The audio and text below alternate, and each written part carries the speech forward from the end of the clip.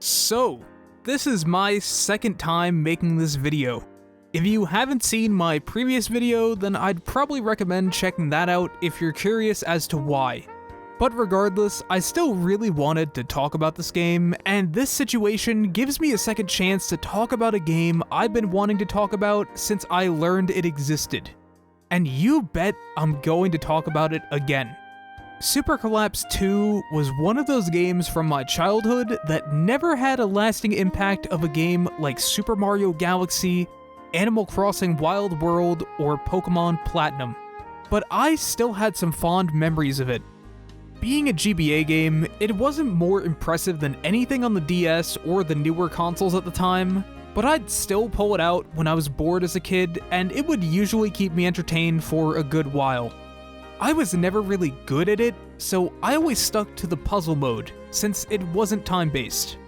But unfortunately, since the game uses passwords rather than just saving, I was never really able to get far in the game, and it was mostly rendered to being a game I'd pick up to kill some time. But recently, it managed to somehow pop up in my head again, and I had developed a craving to play it for the first time in years. I spent an hour or two playing the game, but it wasn't really something that interested me further. But just a few hours later, I was looking through some games that were lying around, and I stumbled across some purchases from a local game store. I had picked these up over a year ago, and I couldn't even remember what they were. The first game was Ping Pals, a game I had always been kind of interested in. It's sort of like a single-player Picto Chat, if that makes any sense. And since I didn't own it yet, I figured I'd just buy it for the small price of $5. The next game was Dig Dug Digging Strike. I always had a soft spot for Dig Dug, and it was always the game I'd play the most in those Namco Museum collections. So I had some interest in this DS game and decided to buy it. But the final game was one that would utterly shock me. Super Collapse 3. What? They made a third one? I couldn't believe it. Not only because I had no clue there was another game, but because I had just thought about the series for the first time in years just a few hours ago, and now I was learning that there was a sequel that I already owned. There was only one thing to do in this situation, so I popped in the cartridge and began a new journey in the Collapse series. This game's title screen is an instant step up from Super Collapse 2. There's a lot of stuff here, and it's not just the few modes like in the previous game. There's a whole new menu for instructions that details pretty much everything. There's trophies you can collect, and even multiplayer if you can actually find people to play it with. However, the majority of our time will be spent in Quick Play and the Quest. Quick Play is, well, a mode to quickly jump in and play.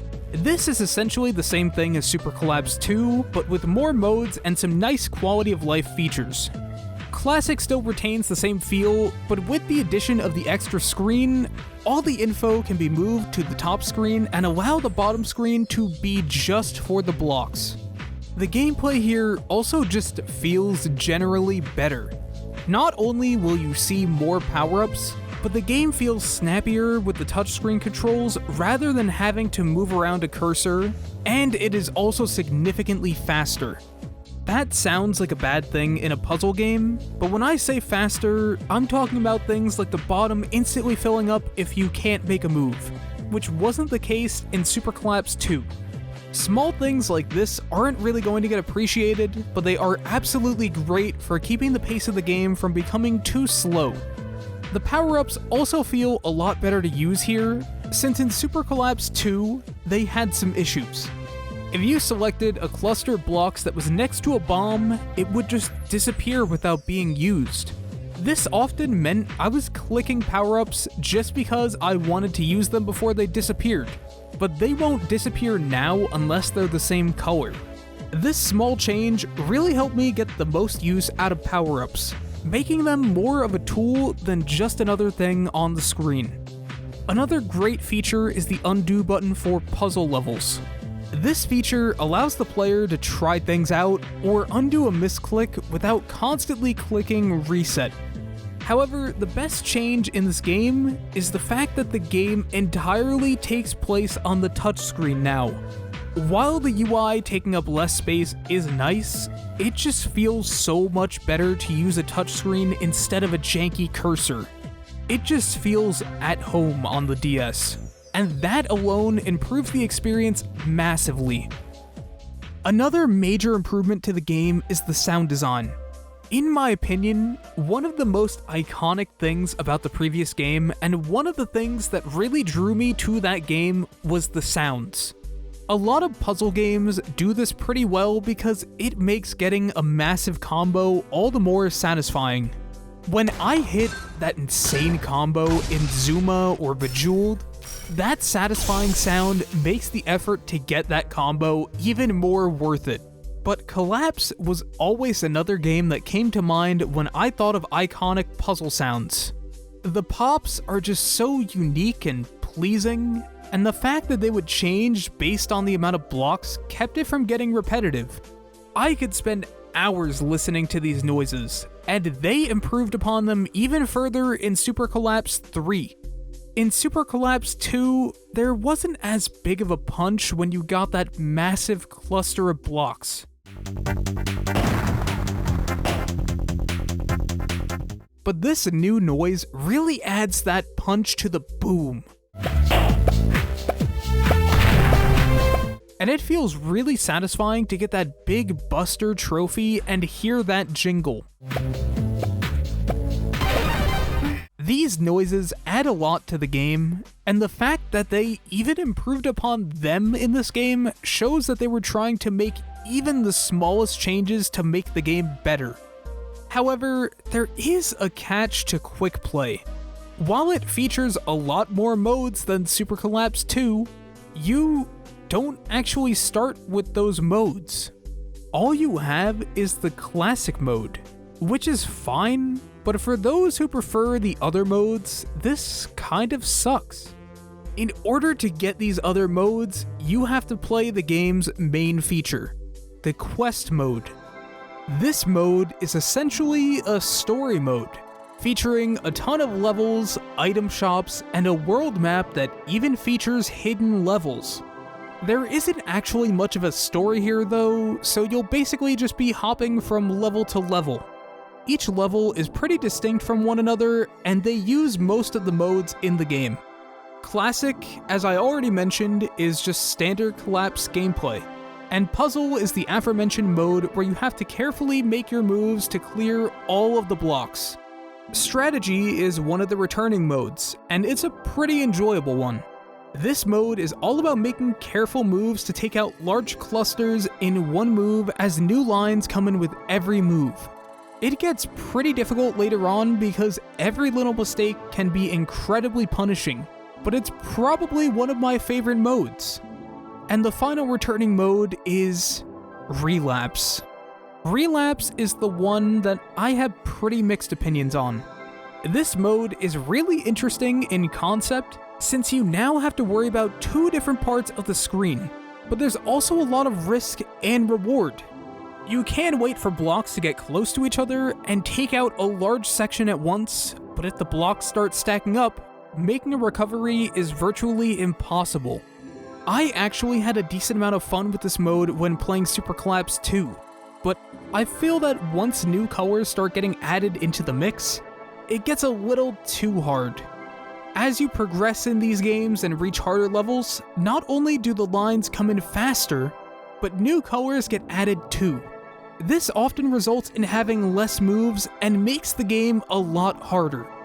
I think this can be fun with the basic colors, but once you start adding more, it starts to become unmanageable.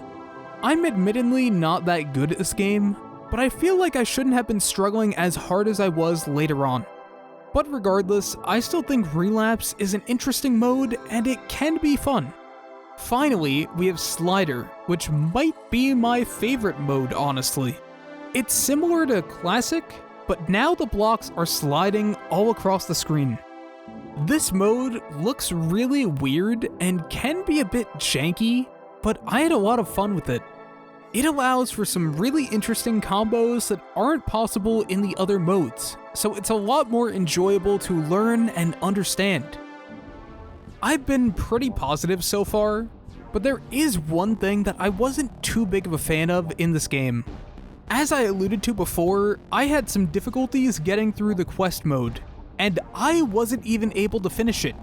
I did want to do so for this video, but given the struggles I was having just to get through some of the levels, and not having the save file currently because I can't access my main PC's drive at the moment, it's just not worth it.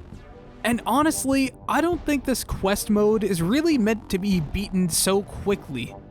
But still, I wasn't happy with the pretty large difficulty spike as I kept getting further into the quest mode.